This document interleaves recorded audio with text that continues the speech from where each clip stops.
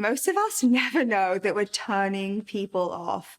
We are not conscious, we don't realize we're doing it, and there are some really common culprits that turn the majority of people off most of the time, and it's great to know about them so that we can at least reduce or eliminate them.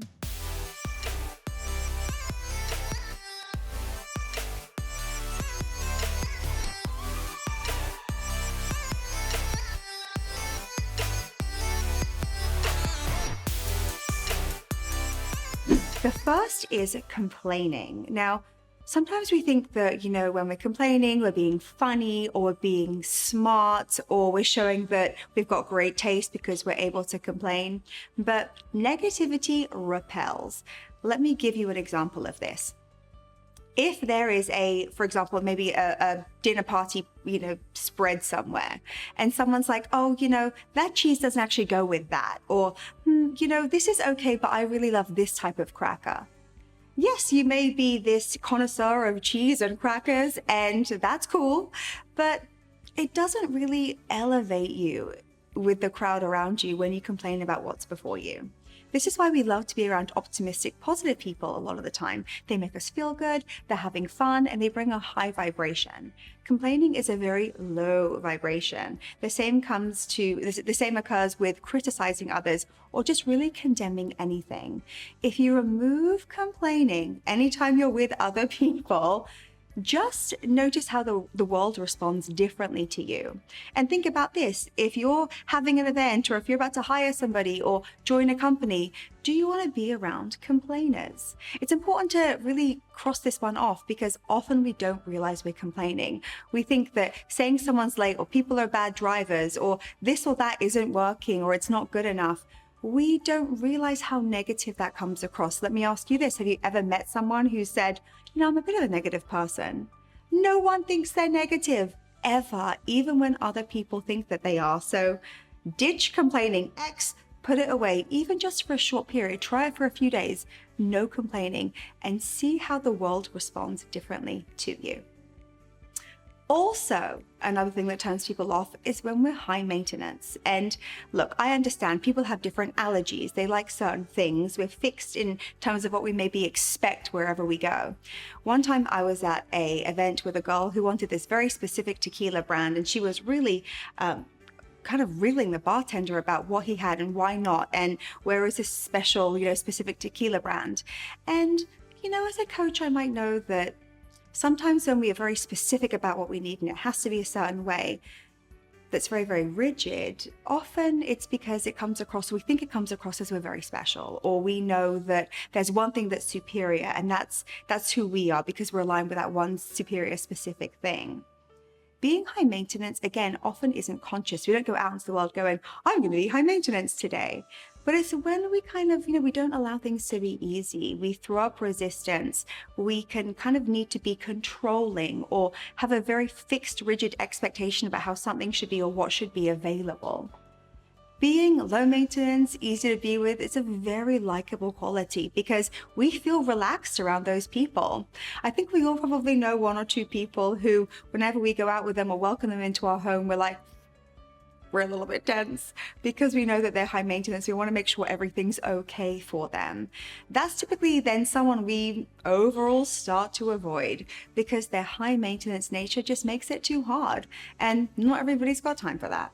My next point is appearing aloof, again, without realizing it. I've had this conversation with a couple of different friends of mine, including a guy who is a real introvert. And when he goes places, look, he feels a little shy. He doesn't want to make conversation. He's more of an observer. And I gave him some feedback once. I asked first and said, would you like some feedback, Peter? And he said yes. And I shared with him that sometimes he appears a little bit aloof. And I also know that at the time he was single and wanted to meet women, but they didn't feel that comfortable talking to him because he wasn't smiling, he was silent, and he just wasn't really engaging in what was going on around him. So sometimes introversion, shyness, even maybe just feeling a little tired can have us come across as aloof. And self-awareness is a very, very important tool to get through life, my friends. So sometimes you can even ask a friend, how do I appear when I go out? Do I appear approachable and fun and easygoing, or even just warm?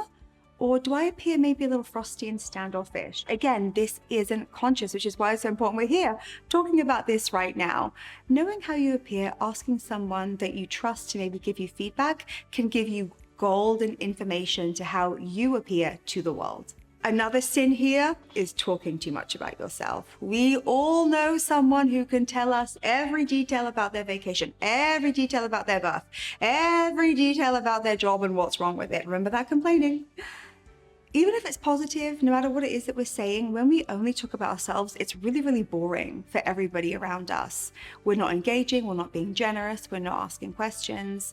And sometimes we talk about ourselves a lot because we're actually nervous and we want to fill up the time by telling stories and going into details and not kind of even wrapping up or having a point, but just keeping something going. When we talk a lot about ourselves, not only is it a bore, it's also a little bit rude, because an engaging conversation is just that, people engaging with each other. So make sure you ask questions. Make sure you throw out different points of view and welcome a response. Make sure you're also an excellent listener. We love good listeners. Part of being a great conversationalist is being a great listener. So make sure you ask others about themselves too. My final point here is a nuanced one, but it's important. And it's not to make assumptions. Often when we're speaking to people, we assume that they're just like us, or we think that they think the way that we do, or that they have the same opinions. It's happened to me many times, it's likely happened to you, and it's because people aren't asking questions, they just assume. For example, I remember once I was just with this new group of people and they were all good skiers. I don't ski at all. My husband's a good skier. And they were saying to me, well, you like that, right? You've been to this location, right? And it was just like, woof. I'm actually not a skier, but there wasn't really space for me to say anything, and I didn't. But often we think someone has the same political views, or someone feels the same way that we do on any certain topic, or they love what we love and hate what we hate. And we actually avoid an opportunity for connection because the assumption just skips right over that other person and how they feel, their needs, their thoughts, their inner world. So when we don't know, assumptions are dangerous. Assumptions allow us to just completely miss the opportunity of making a real connection. So when you don't know, you can ask. So my friends, make sure, no complaining, ask questions, keep it open, be engaging, be as easygoing as possible, especially around people that you don't know that well. And be wary of assumptions because they can turn people off without you ever realizing it. Before you go today, I have a quick question for you. Would you like to know how to coach yourself through a lot of life's problems and learn more skills like this? If so, I'm hosting an awesome free workshop called Become Your Own Life Coach. Head on over to becomeyourownlifecoach.com and I will see you there.